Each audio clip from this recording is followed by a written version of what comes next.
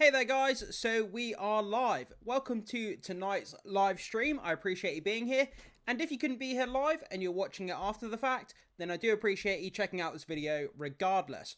And I just want to say thanks to everybody who's watched my content in the last 48 hours. I really do appreciate it because I've almost hit an all-time record for 48 hours of my content. So I appreciate everybody watching it and everyone who's subscribed.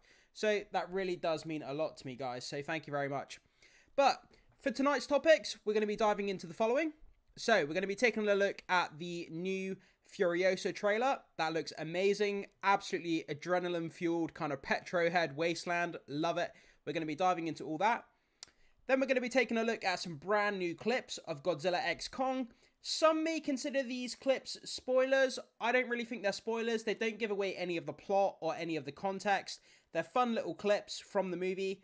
I don't regard them spoilers, but some of you may do, so just bear that in mind. Then we're going to be moving on to, I should have had this already, we're going to be moving on to the Alien ROMULUS trailer, which literally dropped online about an hour ago. This looks insane.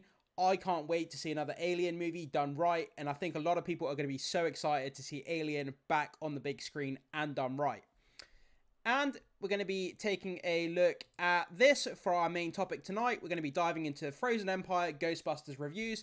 It doesn't look good for this movie. A lot of people are saying that, you know, the movie doesn't hold up too well compared to Afterlife. So we're going to be checking out that as well, guys.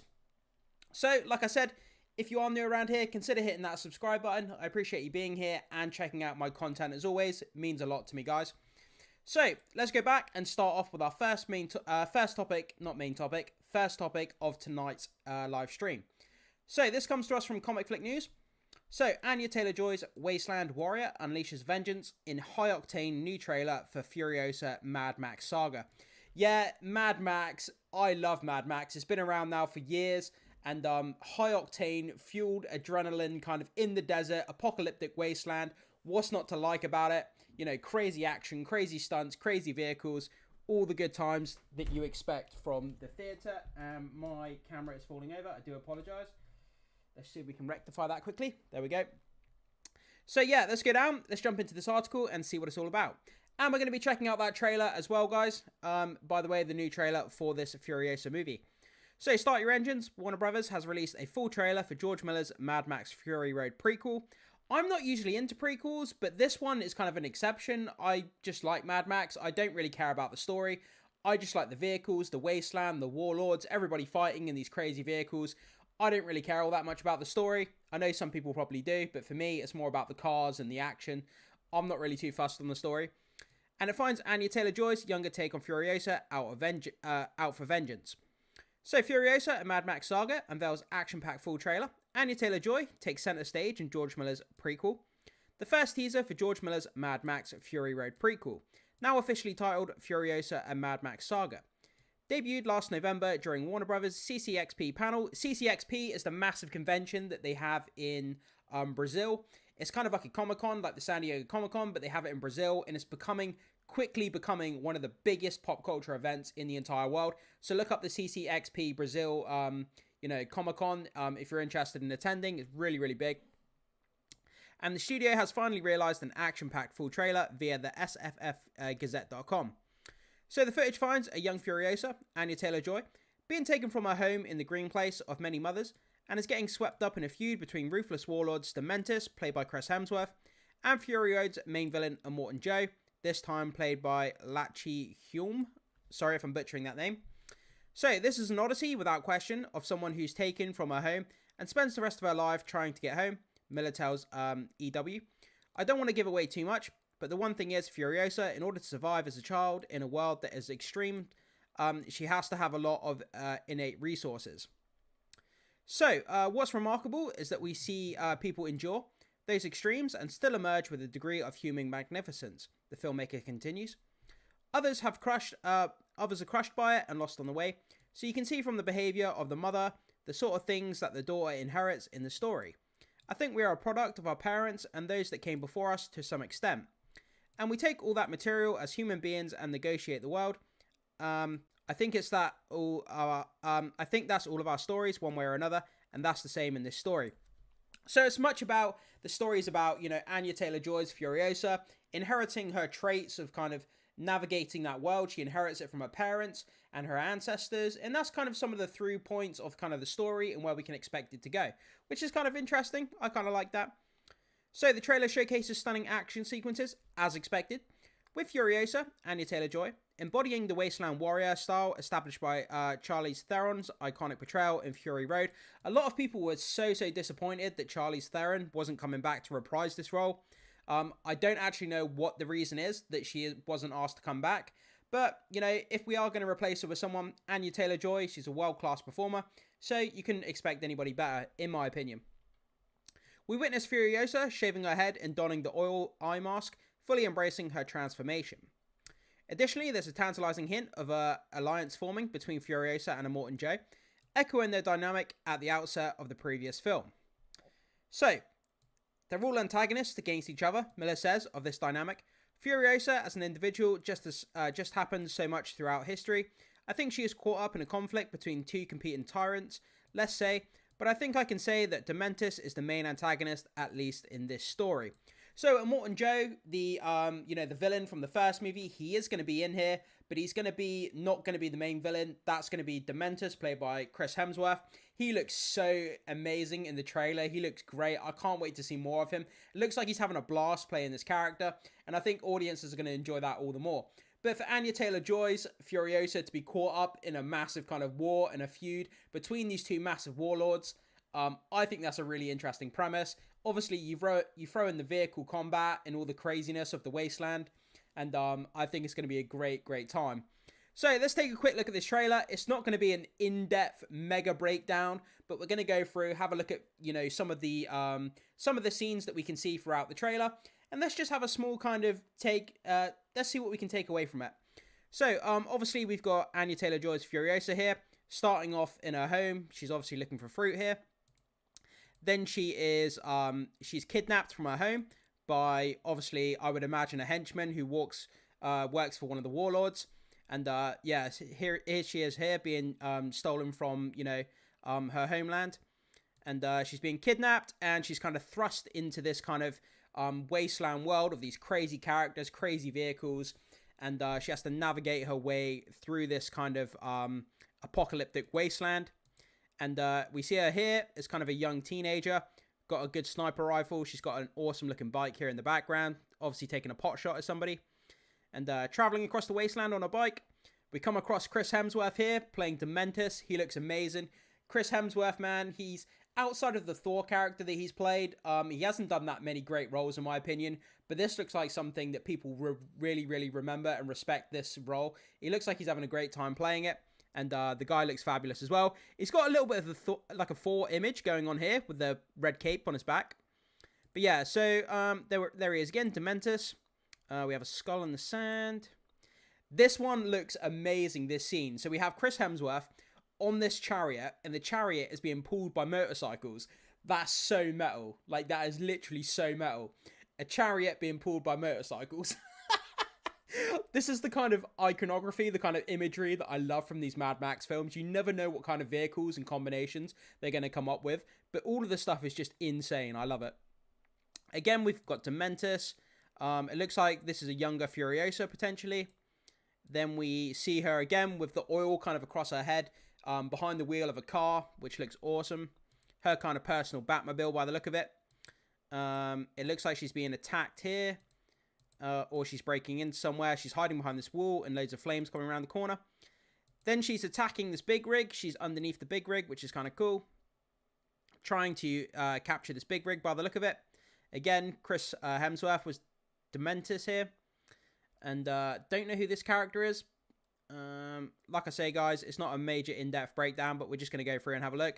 Again, we've got this huge big rig, this oil tanker here. It looks like someone flying here, or is this another kind of big rig vehicle? We've got this huge fan on here, which looks like it's from a, I don't even know what this is from. And we've got machine guns firing off. We've got an explosion here, but this looks great. This is the kind of action that we all want from a Mad Max movie. Let's keep going. Wasteland, again, pretty damn cool. Romantic scene. Is this the romantic interest? Could possibly be. Then it looks like they've been captured by Dementus here. And Dementor's hiding behind a brick wall, and he's firing off a bazooka. I love this. Chris Hemsworth firing off a bazooka. Yeah, pretty cool stuff. And I just missed something. Where was it? Sometimes it's hard to get a frame that I want. Yeah, this badass scene here. On a motorbike with the skull, and it's on fire. It looks so, so cool. That looks awesome. Then we have a kind of like a big pothole here with this kind of almost like a crane going across the top. Then we have Furiosa shaving off her head, shaving off her hair, not her head. Yeah, and then it cuts to that iconic scene here, Furiosa with her goggles and the paint across her head, driving her hot rod across the desert. We get this really cool scene of her behind the wheel here. And then it kind of cuts to the scene of her looking down. And I think she's got like a metal arm here, which is really, really cool. So guys, that was a bit of a breakdown of the trailer. Like I said, it's not a mega in-depth, but I just wanted to have a look at the trailer on the channel for you guys. I'm so, so excited to see this kind of Wasteland movie. It looks insane. And I can't wait to see all the crazy vehicle action that we get sort of stuck into, and the warlords as well. But yeah, guys, with that down, let me know all your thoughts, comments, and opinions on this Furiosa movie. What do you think of it? What do you think of the trailer? Did it get you more excited? Are you looking forward to seeing this movie? Put your thoughts and comments in the comment section below, and I can't wait to see what you have to say about that, guys. But with that down, we're going to move on to our second topic of tonight's stream. So, we're going to be taking a look at this, Godzilla x Kong. First clips from Godzilla x Kong. The new Empire showcases massive clash of the Titans. Again, I will put a spoiler warning here, I guess. Some of these clips are from the movie. They're taken out of context. They don't give away any plot points. I don't consider these spoilers. They are little clips from the movie. It's not in the trailer. But it's up to you guys if you see it as a spoiler, if you don't see it as a spoiler. But let's check out these clips anyway. They're pretty damn cool in my opinion. And like I say, don't worry. It doesn't give it any context away to the movie. I don't think anyway. So, Legendary drops sneak peeks from Godzilla x Kong, The New Empire, hinting at the Big G's unsettling encounter with King of Skull Island. So, less than 10 days. Guys, I could not be more excited to see this movie. Remain until the premiere of the highly anticipated MonsterVerse film, Godzilla x Kong, The New Empire. Legendary Pictures has unveiled initial clips and a TV spot, showcasing thrilling glimpses of the iconic kaiju in action. So in the first clip, Kong encounters a younger ape known as Mini Kong, also named Suko, setting the stage for an intriguing encounter. The second clip features a brief but intense clash between the two colossal titans as Godzilla locks eyes with King of Skull Island and charges into battle. So adding to the excitement is a peculiar promo, depicting Kong undergoing a dental procedure to replace a tooth with a silver fang. Whether this scene is part of the movie or simply an international advertisement remains uncertain. Experience these captivating clips and TV spot through the links below. So yeah, I have checked out these clips myself. The one of Kong undergoing a dental procedure is so random, it's so bizarre. If that was in the movie, it'd be like what? But let's go down and check out these clips. They're really, really awesome, I think, anyway. So I'm not going to be able to play them in their entirety. I'll play like portions of them and we skip through part of it as well, but we get a good look at what these clips are. Obviously, I have to be careful of copyright. Sorry, guys. Bear with me 1 second. Yeah, I have to be careful of copyright. So let's just play them briefly. So we have that girl. He's doing a sign language. Didn't mean to do that.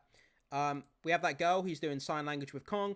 I do apologize that this is a small video as well. This is the best quality video I could find.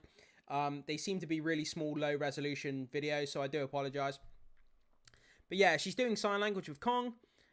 She said to him that that they need help. Kong goes off and he comes up to the surface world. So he comes up to the surface, that clip that we got from the trailer where they're next to the pyramids and then that kind of sinkhole next to the pyramids. Kong obviously comes up through the sinkhole onto the surface. Then we get a great look here at Godzilla, man. He looks badass. We get this look at Godzilla here. Then Kong's kind of like raising his fist. He's kind of doing like a siren to try and alert Godzilla that he needs help. I'm not sure how Godzilla knows that he's there, but he's kind of like signaling to Godzilla in a way. And then we see Godzilla swimming through this lake just in the downtown city, which is kind of crazy. He's already glowing pink here. Then we see Godzilla launching out of the river, hurling himself towards Kong. You can see Kong here with the pyramids. He's got his giant kind of mechanized bracelet on his arm. Then we can see Godzilla here very faintly in the corner, kind of charging his way towards Kong, smashing these buildings as he does so. Then Kong is like pointing. He points towards the hole in the ground, kind of trying to signal Godzilla. Godzilla charges at him. And as you can see there, he's kind of like sticking his hands out like that. Like, no, I'm not trying to fight you. Like, he's trying to tell him that he needs help. Like, he's trying to signal that, you know, he's not trying to be confrontational. Godzilla charges into him and they smash into the pyramid. Yeah, that is such an awesome clip. Just trying to signal Godzilla. Godzilla probably takes it out of context, charges towards him, and then smashes him into the pyramids. And that's where it kind of fades to black. But that's a really cool scene. Like, Kong is trying to signal for Godzilla. Godzilla doesn't know what's going on. Godzilla thinks he's probably trying to fight. And yeah, that's really, really awesome. Let's see it one more time. So Godzilla's climbing over these buildings, making his way towards the pyramid, smashing these buildings to pieces. Obviously, Kong turns around, points towards the hole. He's pointing towards the hollow earth. And then Godzilla comes in, charging like a bat out of hell. Godzilla kind of Kong sticks his hands out like that to try and signal, you know, I'm not trying to be confrontational. And then Godzilla just smashes him into the pyramid. So yeah, that's pretty damn cool clip. I really do like that. Like I say, guys, I don't see these as spoilers. They're just small clips. They're out of context. They don't allude to any big plot points or anything. So then we have this next clip here of Kong. I'm gonna have to mute that. Sorry. So we have Kong here into the mist. Part of this was in the trailer. So then we have this big silhouette kind of coming, confronting Kong. And as it gets revealed, obviously this is Zuko, the mini ape. And then we kind of just get an extended scene here where he puts his axe down. I think he's still got that shard of Godzilla's spine in his axe from the Godzilla vs. Kong movie. And then we kind of just get this extended. He extends his reach out towards the mini ape. And if I can press the right buttons. Sorry, guys, I'm pressing all the wrong buttons here. Yeah, so he extends his hand out to try and reach to the mini ape. And the ape kind of like bites him on the hand, which is kind of funny. Just bites him on the hand, and then he kind of runs off. So it's a bit of an extended look. Obviously, we got most of that scene that was in the trailer. But just that extended look of him reaching his arm out, and then the mini ape kind of biting him on the hand. That's kind of funny. I kind of like that. Again, it's not really a spoiler. It doesn't give away any plot points. But it's a pretty cool scene to look at. So, we've got another one as well. In 10 days, unite to survive. This comes from Godzilla x Kong, the official Twitter account. So, I'm going to have to mute that. So, again, guys, they are low resolution, so I do apologize. But we're trying to do our best to have a look here. Oh, man, look at that. Kong is literally getting thrown into a building. Wow. Could you imagine something powerful enough to throw Kong around like that? It's crazy. Okay, and then we've got these two characters talking. Kong is just laying on the floor. Then we see Scar King's eyes. Pretty damn cool. Then we get the confrontation between Kong and Scar King here, which is wicked. I think that's going to be in one of the earlier parts of the movie. I think Kong's going to try and take on Scar King by himself, realize that he can't do it, and then that's when he signals for help from Godzilla. And then that's probably when Scar King gets Shimu, you know, the Frost Dragon involved. That's going to be badass. I can't wait to see that. So, we get Kong here with his metallic arm kind of suiting up. Really, really cool. Godzilla coming in with the green eye, pink eyes, sorry. Raising from the ice here with his new powers. Did you see that? Kong, look, drop kicks him. Wow. That's amazing. Boom. Drop kick Scar King like a little bitch. And then that's kind of the end of that. But yeah, drop kicking Scar King like that as a little bitch. I love that. So, and then we have this one. We have this one, which is really, really bizarre.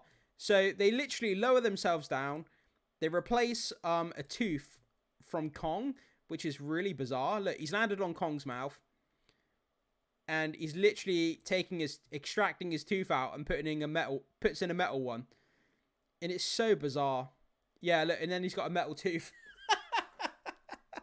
Which is kind of funny. But yeah, guys, so that's kind of where we are with that. I mean, there's not really much else to say. Those are the clips that we looked at. I think they're really cool. They extend the scenes a little bit. They don't give us any spoilers or give anything away. But I just wanted to show you to those guys. Show these to you guys. I think they're really cool. I think you guys would have enjoyed them. So anyway, let me know what you think about this, guys. Jump into the comment section. Which one of those clips was your favorite? You know, what did you think of them? Does it get you more excited? And, you know, just let me know your overall thoughts on those clips. And let me know what you think about this movie going into it. You know, it comes out in less than 2 weeks now. Can't wait to see it. Can't wait to hear what you have to say. And let's move on to our third topic of tonight's stream. So, guys, this literally dropped about an hour ago. This is super exciting. A new Alien film is coming. I can't believe it. A new Alien film is coming. It looks amazing. It looks incredible. So, director Fede Alvarez, I should say, confirms timeline as Alien Romulus unveils its terrifying first trailer. So, I literally just watched this trailer before the stream started. And it's simple, but it's really, really effective, claustrophobic, scary, everything you need from an Alien trailer. So Disney 20th Century Studios delivered on a promise with the debut of Fede Alvarez's Alien Romulus teaser trailer. The trailer for Alien Romulus promises to return to basics, aiming to deliver a truly terrifying cinematic experience. According to its tagline, while it's uncertain if the side sequel can match the dread of Ridley Scott's original, the teaser offers an intense and visceral glimpse into the film. Starting with chilling screams and blood-splattered cryotubes, it follows a new crew as they're pursued by a swarm of facehuggers. Yeah, in this trailer, plenty of facehuggers. There's plenty of blood in there, screaming, claustrophobic, you know, that kind of typical kind of space vibes that you get from the Alien films. All the scenery looks incredible. So the trailer concludes with a glimpse of Kaylee Spaney's Ripley-esque character encountering the iconic xenomorph inner jaw. During an interview with THR, Alvarez confirms that Romulus takes place between the events of Alien and its sequel Aliens. So it's directly in between Alien and Aliens, the two best movies in the franchise. It's set right in the middle between those two, which I think is a perfect way to set this movie, to have it within that timeline. The way we crafted this, if you haven't seen any of them, I'm jealous because you have an incredible experience. You'll have all these worlds of Alien coming at you, and you've never experienced any of this. You don't know how the creature is born, and you don't know any of these things. That's fantastic. You'll have a blast. I love that. I love the fact that they factored in people that have never seen this franchise. They don't know anything about it. You can jump in. You'll kind of be surprised by it. You might even have a better experience, because if you don't know anything about it, you're kind of picking it up for the first time. You're learning. There's no preconceived notions going into it, like many Alien hardcore fans are obviously going to have. So, you know, as a newbie, you could have a better experience. Who knows? Now, if you've seen the others, he continues, then it's a completely different experience in a way, because you'll see and you'll find those connections with the other movies. And if you're a fan, you'll be that person who annoys your friends in the theatre by telling them that you know that is from and where the gun is from and what the characters are talking about. Yeah, so it's good for newbies. They can come in and experience it for the first time. But also, if you're like a veteran of the franchise, or you're a long-time fan, then there's going to be Easter eggs, connections, references to other material that you'll be able to pick up on and kind of have a bit more nuance and appreciate as a long-time fan. So it's great, you know, regardless of which angle you're kind of coming into the movie from. In a separate interview with Total Film, the director provided insight into the meaning behind the Romulus subtitle. So it's based on Romulus and Remus myth. If people aren't familiar, it's the creation myth of Rome. Romulus killed Remus. It's not a siblinghood that went down the right path. Alien Romulus is a film about siblinghood. A lot of character stories are related to siblinghood. As you may know, Weyland-Yutani, which is the big company in the Alien movies, has this obsession with Rome and imperialist iconography.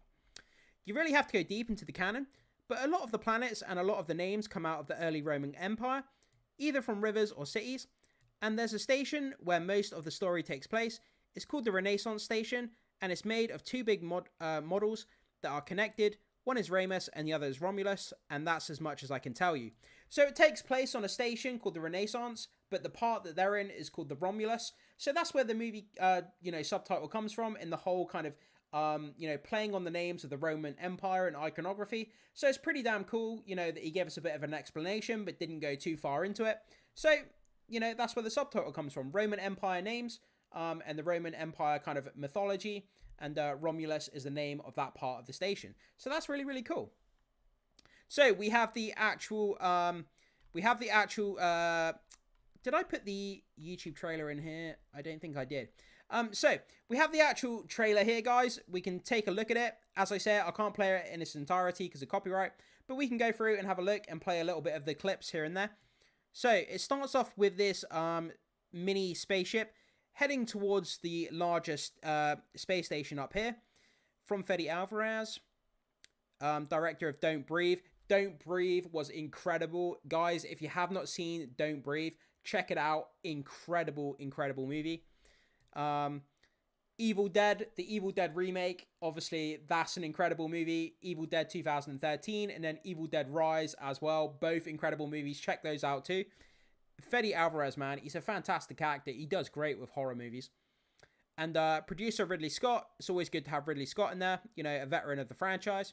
So we, on this kind of space station here, on the Renaissance in the Romulus section, we have this cryopod here that's been opened and there's just blood splattered all inside the cryopod. In the trailer, you can hear like screams and kind of screams down the hallway. I can't play the audio for copyright, guys. But yeah, as you can see here, we've got face huggers. We got, oh, let me turn the audio off. So we've got face huggers breaking out the window, jumping all over the people. And as you can see, the space station environment is completely ripped out of what you would expect an alien movie to look like. This kind of claustrophobic, dark space kind of, you know, kind of space station that you kind of come used to. You know, the kind of iconography you expect from the Alien franchise of what the space stations look like. Very industrial looking, very claustrophobic, very dark. You know, vents and tubes and stuff all over the place, you know. So we're running away from the face huggers. And we're running away from the face huggers. Something here. Oh yeah, face hugger here looks like it's impregnating somebody. It's like a tube's going down somebody's mouth. And I guess we're going to see a scene where an alien bursts out of someone's chest in the movie. That's kind of a foregone conclusion in an alien movie. It wouldn't be an alien movie without an alien bursting out of someone's chest. And yeah, so she's hiding here, I would assume, from the xenomorph. And we don't really see a whole lot. There's an explosion here. Again, we've got face huggers here jumping through the windows, attacking people. And we've got the Ripley-esque kind of character here, you know, who's going to be the, you know, obviously going to be the main character of the movie. She's obviously in a standoff with the xenomorph. This is probably towards the end of the movie. She's got the pulse rifle here. And then we get that classic ending here where we see the xenomorph in the dark and his tongue kind of flies out and then it cuts to alien. So yeah, there's not really a whole lot there. We see a bit of the space station. We see the face huggers attacking people. We see the kind of Ripley character at the end. And then we see the face, then we see the xenomorph kind of coming out of the dark. But we don't get a full look at the xenomorph. But obviously they're going to save that for the movie. That makes sense. But yeah, it's really, really cool. When you hear the screams and the audio, the claustrophobic, the industrial space station, everything you expect from an alien movie in this trailer, it looks absolutely fantastic. I can't wait to see it. I really hope they do this alien movie justice because people want to see this franchise really, you know, back on the big screen and kind of like healthy. And, you know, a lot of people are going to want to see it, you know, kind of, you know, go off into the future and have multiple sequels. But guys, jump into the comment section. Let me know what you think about this. Did you see the Alien Romulus trailer? What did you think of it? Did it pique your interest? Did it make you more excited to go and see Alien Romulus when it comes out? Let me know all your thoughts, comments, and opinions down in the comment section below, and I will read it, and I can't wait to see what you have to say. But guys, we're going to be moving on to our fourth and final main topic of tonight's video. So, we're going to be jumping into this. We're going to be looking at Frozen Empire, obviously Ghostbusters Frozen Empire reviews. They're not great according to critics. So I was really, really disappointed when I first heard this. This is one of my most anticipated movies of the year. I really enjoyed Ghostbusters Afterlife, and the trailers for this have looked really, really fun. The whole new Ice Age, the new Garaka villain, and ice powers, and, you know, all that kind of stuff. It looks really, really fun. But I was disappointed to hear that the reviews are a bit lackluster.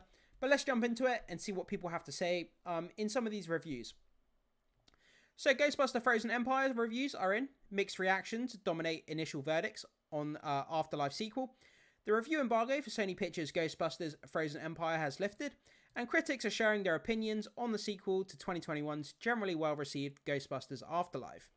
So while it's not entirely fair to characterise the reception as entirely negative, the majority of reviews do tend in that direction, and the film has made its debut on Rotten Tomatoes with an unfortunate green splat.